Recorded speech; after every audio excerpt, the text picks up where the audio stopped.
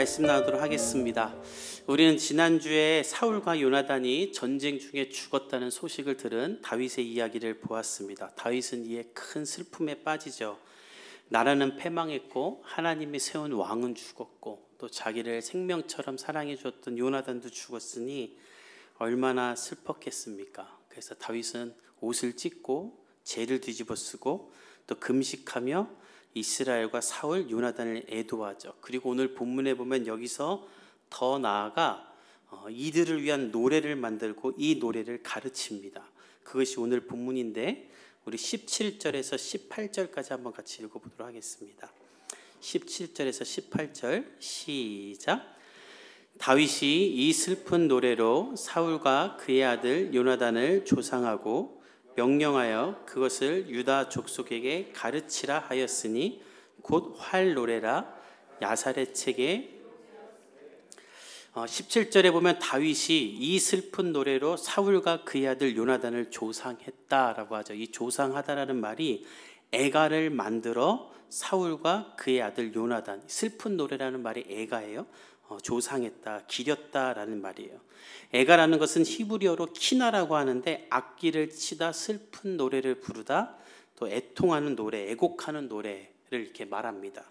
하나님의 사람들이 고난과 애통한 중에 부르는 슬픈 노래로 국가적으로 어려운 일이 일어났을 때나 또 탄식할 때나 또 회개할 때 장례식에서 고인을 생각하며 위로할 목적으로 부르는 노래를 말해요. 그리고 성경 속에는 또 예언적인 메시지를 담고 있는 애가도 있는데 바벨론에 대한 이사야의 애가, 예루살렘을 향한 예레미야와 예수님의 애가 등이 또 있죠.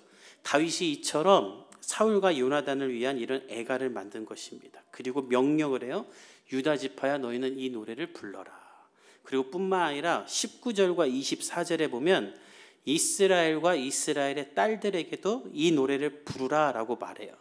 즉 결론은 무엇이냐면 다윗이 요나단과 사울을 슬퍼하며 한 노래를 만들고 이 노래를 이스라엘의 모든 사람들에게 부르라고 명령을 하는 것입니다. 그리고 그 노래의 제목은 활노래다라고 지어요. 왜 활노래라고 하냐면 이 활이라는 단어가 사울과 요나단을 가장 잘 표현할 수 있는 상징하는 단어이기 때문이에요. 성경에 보면 사무엘상 20장에 요나단은 활솜씨가 매우 뛰어났다라고 말합니다. 또 역대상에 보면 사울과 요나단이 속해 있던 이 베냐민 지파가 특별히 활을 잘 쏘는 사람들이었다라고 말하거든요. 그러니까 활은 사울과 요나단을 표현할 수 있는 말이죠. 뿐만 아니라 사울이 활 쏘는 사람에게 부상을 당하고 활 쏘는 사람들에게 포위당했을 때 스스로 목숨을 끊잖아요. 그러니까 이 활은 사울을 표현하고 사울의 죽음도 애도할 수 있는 단어이기 때문에 활노래다라고 이름을 짓는 거예요. 그리고 야살의 책에 기록해라. 이 책은 어떤 책인가? 축축하기는 여호수아 때도 이 책의 이름이 나오는데 아마도 여호수아 이전부터 계속해서 쓰여지고 있는 우리나라의 조선 왕조 실록과 같이 이스라엘 민족의 영웅이나 또 기억돼야 될 의미 있는 사건들을 기록하는 책이었던 것 같아요. 이 책에 지금 내가 만든 이 노래를 기록하고 너희는 부르라라고 다윗이 명령을 하는 거예요. 그리고 그 노래가 19절부터 시작되는 겁니다. 우리 19절에서 20절을 한번 같이 읽어보도록 하겠습니다. 시작.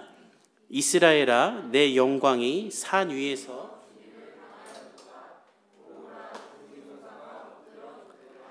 이 일을 가드에도 알리지 말며 아스글론 거리에도 전파하지 말지어다. 블레셋 사람들의 딸들이 즐거워할까? 할례 받지 못한 자의 딸들이 개가를 부를까 염려로다. 다윗은 이제 이 애가를 부르기 시작하면서 가장 먼저 무슨 말을 하는가? 이스라엘아 내 영광이 산 위에서 죽임을 당하였다. 이 말을 가장 먼저 해요. 우리에게는 산에서 전쟁에서 패했으니까 이런 말 하나보다 하지만 이스라엘 사람들에게 더 큰 의미가 있어요. 이스라엘 사람들에게 산은 하나님을 만나며 하나님의 영광을 체험하는 장소였습니다. 모세가 산 위에서 하나님을 대면하고 하나님의 영광을 경험하고 아브라함도 모리아 산에서 하나님을 만나고 예수님도 늘 산에서 기도하며 하나님과 교제했죠. 시편에 보면 정말 많은 내용 중에 나오는 그 이야기가 산에서 하나님을 만난다라는 표현이 있지 않습니까? 근데 이 산에서 영광이 죽음을 당했다. 이 말은 무슨 말이냐면 그냥 이스라엘이 전쟁에서 한번 졌고 산에서 왕과 왕자가 죽었다는 이야기가 아니라 하나님의 영광이 이스라엘에서 떠났다라는 것을 말하는 거예요. 즉 다윗은 이 전쟁에서 우리가 패배한 이유는 우리가 블레셋보다 약했기 때문에, 열세했기 때문이 아니라 하나님의 영광이 우리를 떠났기 때문이다라고 백성들을 가리키는 것이죠. 왜냐하면 사무엘이 역사에 등장한 이후부터 지금까지 블레셋은 단 한 번도 이스라엘을 이기지 못했어요. 이스라엘은 항상 블레셋을 이겼어요. 하나님이 다스리는 나라이기에 블레셋이 이스라엘을 이기지 못했던 것입니다.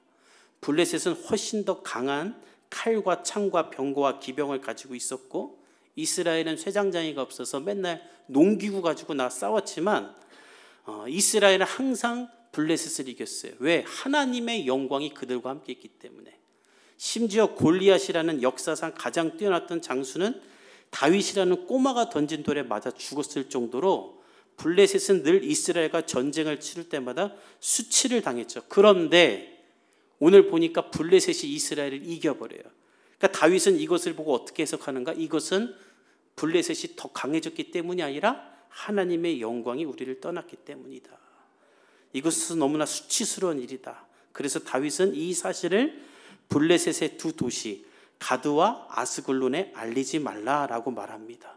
왜냐하면 이 사실이 알려지면 블레셋 사람의 딸들, 즉 할례 받지 않은 이방신을 섬기는 여인들이 길에서 나와 이를 기뻐하고 노래하며 하나님을 조롱할까 봐 염려가 되기 때문이다 라고 말하기 때문이죠. 마치 이런 것과 같아요. 지난 3월에 WBC라는 그 야구 시합이 있었습니다. 전 세계에서. 우리나라와 일본이 붙었는데 우리나라가 13대 4로 졌어요. 한 점만 더 차이가 났으면 콜드게임으로 지는 거여가지고 후반부 가서는 해설하는 사람들이 이기는 건 기대하지도 않고 콜드게임으로 져서는 안 된다라는 것을 희망할 정도로 무참히 패했어요. 그 경기가 끝나고 사람들이 야구 이야기는 하지도 말아라, 너무 창피하다, 이렇게 말하고 다녔었죠. 그런 것과 마찬가지로 다윗도 말하는 거예요. 하나님을 섬기는 우리나라가 거짓된 신을 섬기는 블레셋에게 패했다는 것은 너무나 큰 수치고 부끄러운 일이다. 이거 말하고 다니지 말아라. 하나님을 섬기는 나라가 하나님을 섬기지 않는 블레셋에게 패했다니 너무나 수치스럽게 다윗은 말하지 말라라고 말하는 거예요. 하지만 이런 다윗의 바람과 달리 사울이 죽은 것은 이미 블레셋 전역에 전파가 됐죠. 사울이 죽은 다음 날 길보아 산에 있는 전리품을 취하는 블레셋 군인들에 의해 사울의 시체가 발견되고 사울의 목을 잘라서 사울의 머리를 저렇게 블레셋의 5도시에 다 돌리면서 우리가 사울을 이겼음을 이렇게 알리지 않습니까? 그리고 사울은 목이 잘린 채로 벳산 성벽에 달려서 조롱을 당하죠. 다윗은 이 모든 사건을 너무 애통해하면서 다음과 같이 말해요. 우리 21절을 한번 같이 읽어봅시다. 시작. 길보아 산들아, 너희 위에 이슬과 비가 내리지 아니하며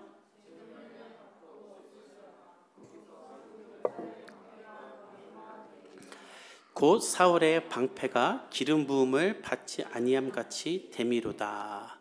사울은 이 전쟁이 왜 패했는지를 21절에 이야기하는데 그 이유는 사울의 방패가 기름 부음을 받지 아니함 같이 됐다. 이 얘기는 하나님이 사울과 이스라엘을 보호하지 않았기 때문이다 라는 이야기예요. 시편에 보면 다윗은 여호와는 나의 방패다라고 여러 번 고백합니다. 다윗이 전쟁을 많이 해보니까 적이 화살도 쏘고 창도 던지고 칼도 던지는데 그것을 막을 수 있는 유일한 이때 당시의 도구는 방패잖아요. 근데 다윗은 하나님이 나의 방패가 되사 나를 보호했던 것을 너무나 많이 경험했던 거예요. 화살이 방패에서 미끄러지는 거예요. 기름 바른 것처럼. 그래서 다윗은 시편에 여호와여 주는 나의 방패시며 나의 영광이며 나의 머리를 드시는 자이다라고 고백을 하죠. 다윗이 이런 고백을 굉장히 많이 해요. 근데 더 이상 하나님이 우리의 방패가 되지 않으시니 사울이 죽었다라고 말하며 이것이 애통스러운 거예요. 저는 여러분이 날마다 이 다윗을 기억하며 하나님을 의지하고 하나님을 바라봄으로 하나님이 여러분의 방패가 될 수 있기를 예수님의 이름으로 축복합니다. 다윗이 이 이야기를 하는 거예요. 그리고 나서 다윗은 또 어떤 고백을 하는가? 우리 22절에서 24절까지 한번 같이 읽어봅시다. 시작. 죽은 자의 피에서 용사의 기름에서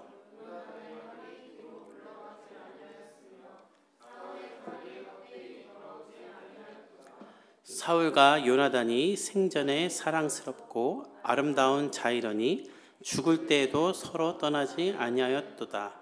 그들은 독수리보다 빠르고 사자보다 강하였도다.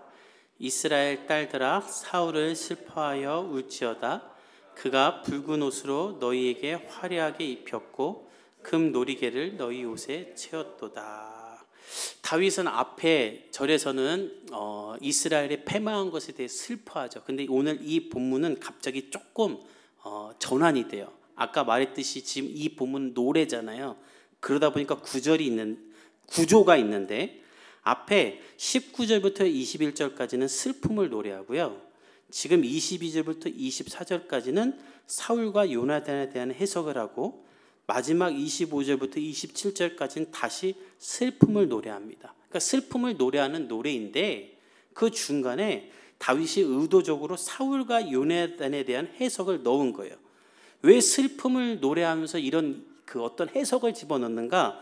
이 노래가 슬픔을 위한 슬픈 노래가 아니라 이스라엘을 회복하기 위한 애가이기 때문이에요.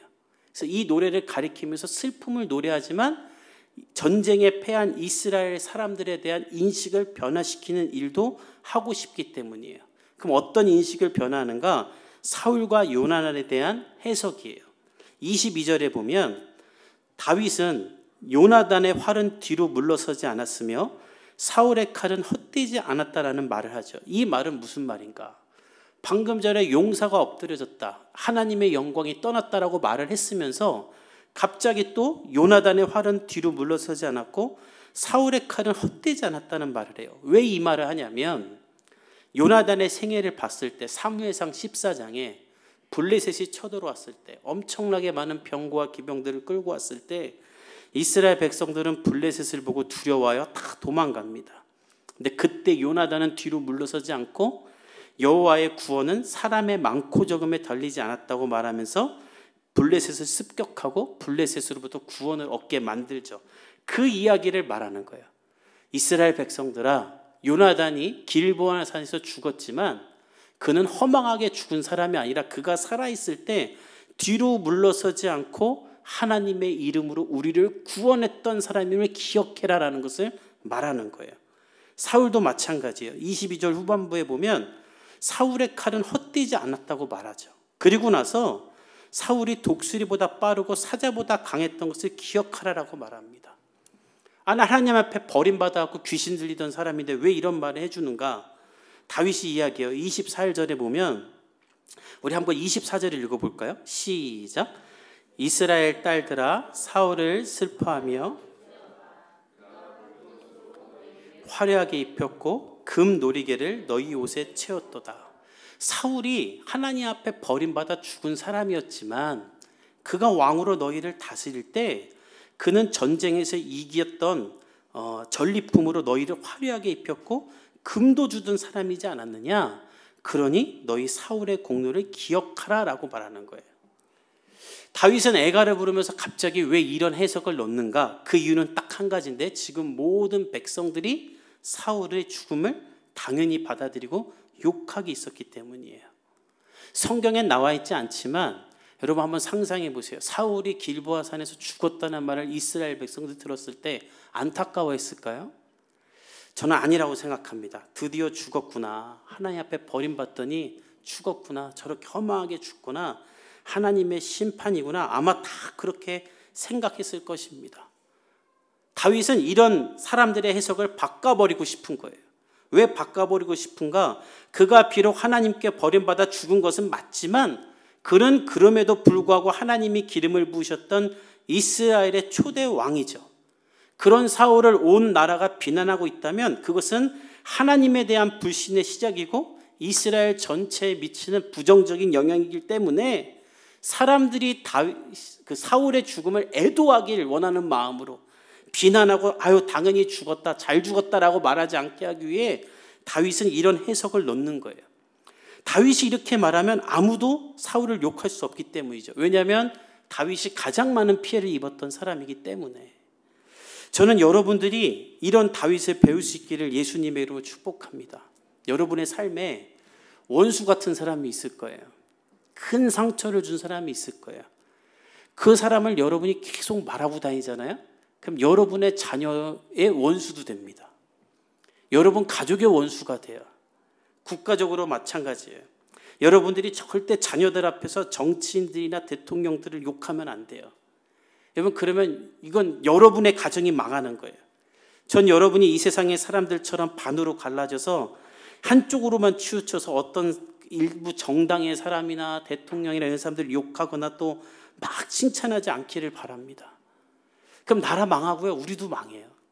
독일이란 나라가 통일이 어려웠는데 지금 이렇게 강한 나라가 됐던 이유는 메르켈 전 총리가 되자마자 반대 진영에 있던 사람들을 자기의 주요 인사에 다 불렀어요.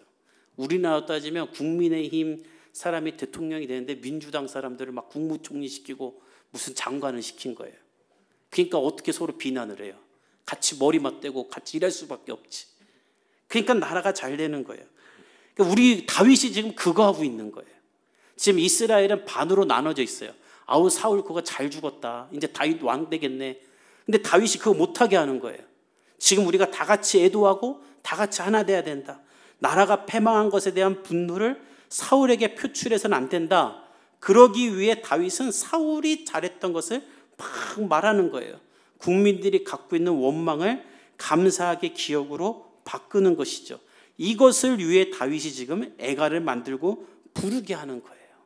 그리고 마지막으로는 다시 자신이 너무나 사랑했던 요나단에 대한 슬픔을 노래합니다. 우리 25절에서 27절까지 한번 같이 읽어봅시다. 시작.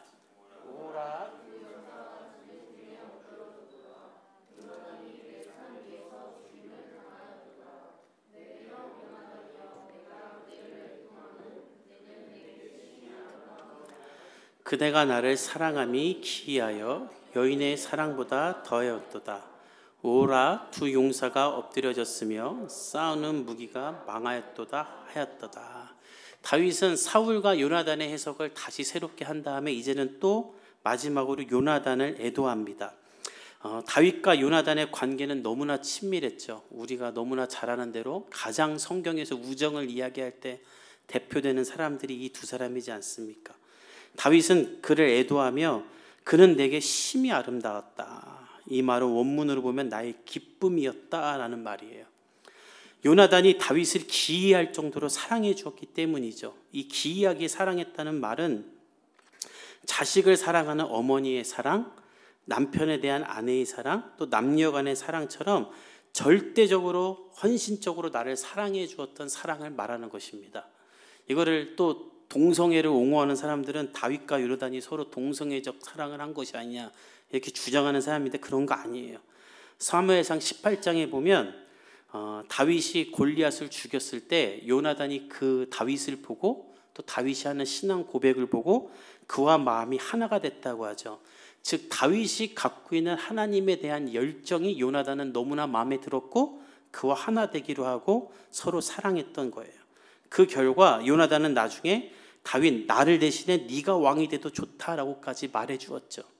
다윗은 생각하면 생각할수록 이 요나단의 사랑이 너무나 기이했기에 그를 노래하고 그에게 감사하는 것이죠. 그리고 마지막으로 이 노래가 이렇게 끝나요. 오라 두 용사가 엎드려졌으며 싸우는 무기가 망했다. 다윗이 이 애가를 부르며 또 이 애가를 가리키며 만드는 이유가 무엇인가? 그 이유는 딱 한 가지인데 이스라엘이 직면한 위기와 슬픔을 하나님의 관점에서 다시 해석하도록 하기 위해 다윗은 이 애가를 만든 거예요. 그럼 이 애가가 우리에게는 무슨 의미가 있는가? 다윗은 저와 여러분에게도 명령하는 거예요. 너희의 삶 가운데 너를 위한 애가를 만들라는 것입니다. 저는 돌아오는 한 주 여러분의 삶 가운데 이런 애가가 있기를 예수님의 이름으로 축복합니다. 제가 지난주에 설교를 준비하면서 이렇게 묵상을 하는데 제 마음에 이런 생각이 들었어요. 이 시대에 사단이 우리를 공격하는 두 가지 방법이 있다면 남자들은 머리를 터지게 만드는 것 같아요.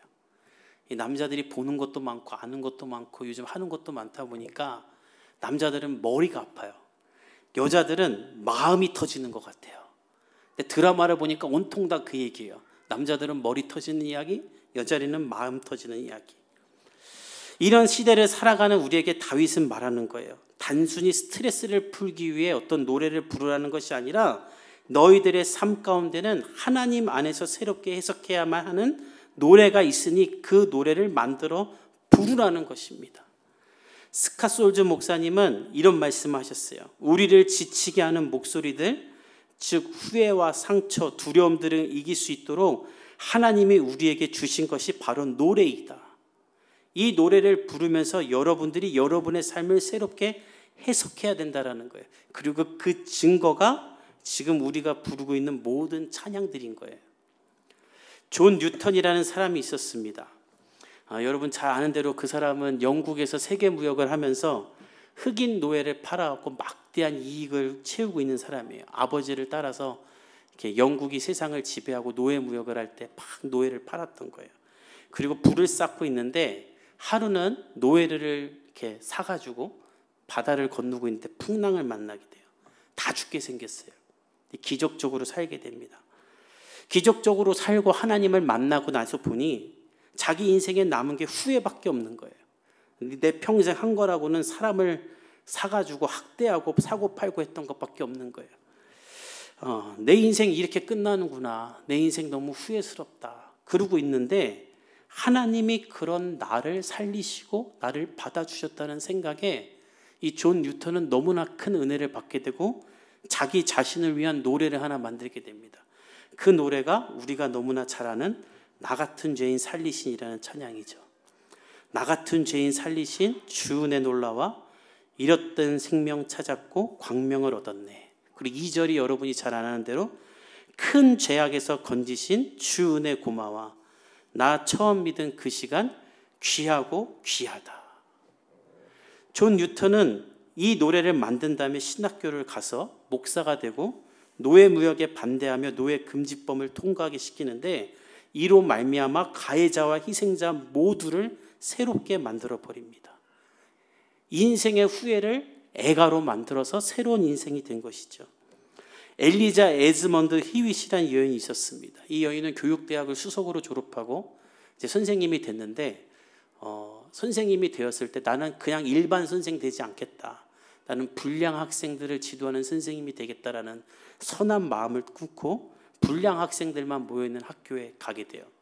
그래서 아이들을 가리키는데 한 아이가 선생님이 싫다고 벽돌을 등에 던져가지고 이 사람의 하반신 마비가 돼버려요. 인생에 큰 두려움이 옵니다. 내가 하나님 앞에 헌신했는데 이게 남은 게 뭔가. 그래서 침대에 누워서 지내고 있는데 흑인 노예가 이제 청소를 하면서 막 찬양을 하는 거예요. 그게 신기하기도 하고 이상하기도 하고 해서 질문합니다. 당신은 노예로 태어나서 평생 이렇게 청소만 하고 사는데 뭐가 좋다고 찬양을 합니까? 그러니까 그 흑인 노예가 하는 말이 하나님께서 내 모든 형편을 아시고 돌보시니 제가 하나님께 영광 돌리며 찬양할 수 있는 것이 당연하지 않습니까? 라고 말을 해요. 이 말에 큰 충격을 받았던 이 엘리자 에즈먼드 히윗은 그 여인의 고백을 듣고 시를 하나 쓰는데 그 시가 바로 우리가 잘 아는 주 안에 있는 나에게라는 찬송이에요. 주 안에 있는 나에게 딴 근심 있으랴. 십자가 밑에 나아가 내 짐을 풀었네. 그 두려움이 변하여 내 기도 되었고 전날의 한숨 변하여 내 노래 되었네. 주님을 찬송하면서 할렐루야 할렐루야 내 앞길 멀고 험해도 나 주님만 따라가리. 인생의 두려움에서 애가를 부를 때 그 인생에 소망이 생기는 것이죠. 이런 이야기를 한 가지 더 소개하려고 합니다. 인도에서 한 가정이 예수를 믿게 됐습니다.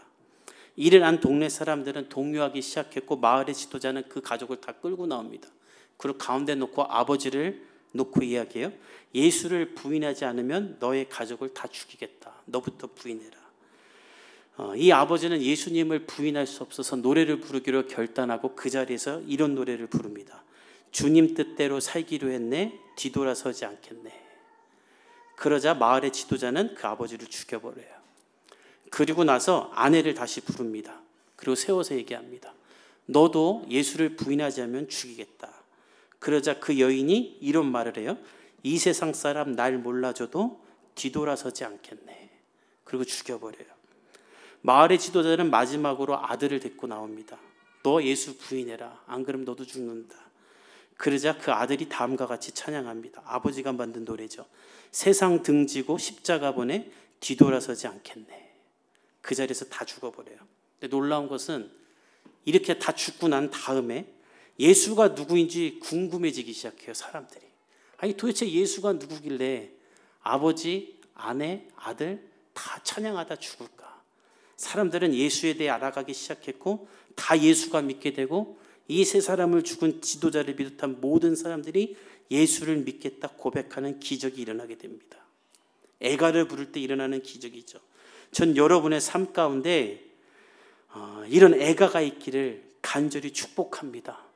돌아오는 한 주 여러분의 삶에 권태가 있고 낙심이 있고 어려움이 있을 때 애가를 부르세요.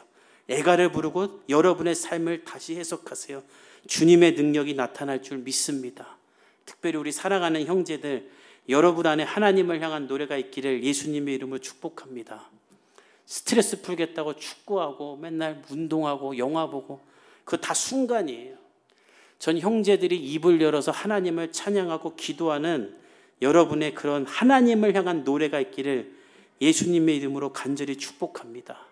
또한 우리 자매들, 여러분의 위로자가 하나님임을 깨닫고 하나님 앞에 위로를 얻기 위해 애가를 부를 수 있기를 간절히 축복합니다. 제가 여기서 여러분에게 확고하게 말해줄 수 있는 거 있어요. 절대 여러분의 남편이 여러분의 위로자가 되지 못해요. 안 돼요. 바랄수록 여러분의 남편은 이 여자가 왜 이래라는 소리만 해요. 여러분 성경에 보면 한나가 아이를 낳지 못할 때 그의 남편 엘가냐가 위로를 못 해줍니다. 훌륭한 남자예요. 똑똑한 남자예요. 아주 좋은 남자예요. 근데 위로를 못 해요. 그게 남자예요. 여러분의 남편은 최수종이 아닙니다. 될 수도 없고 될 생각도 없어요. 그 꿈꾸면 여러분은 하나님의 자리를 남편으로 대신하려고 하고요. 계속 비교만 하게 돼요. 속만 더 터져요. 그러나 여러분이 하나님 안에서 하나님이 나의 위로자가 되기를 원합니다라고 애가를 부르기 시작하면 남편도 여러분을 이해하게 되고 여러분의 가정 가운데 위로가 임하게 돼 있어요. 전 여러분의 삶 가운데 이런 일이 일어나기를 간절히 축복합니다. 애가를 만들어 부르십시오. 여러분이 좋아하는 찬양을 가지고 하나님을 고백하십시오. 여러분의 삶의 환경을 찬양으로 다시 해석하십시오. 주님의 역사가 여러분의 삶 가운데 펼쳐질 줄 믿습니다. 우리 함께 한번 기도하겠습니다.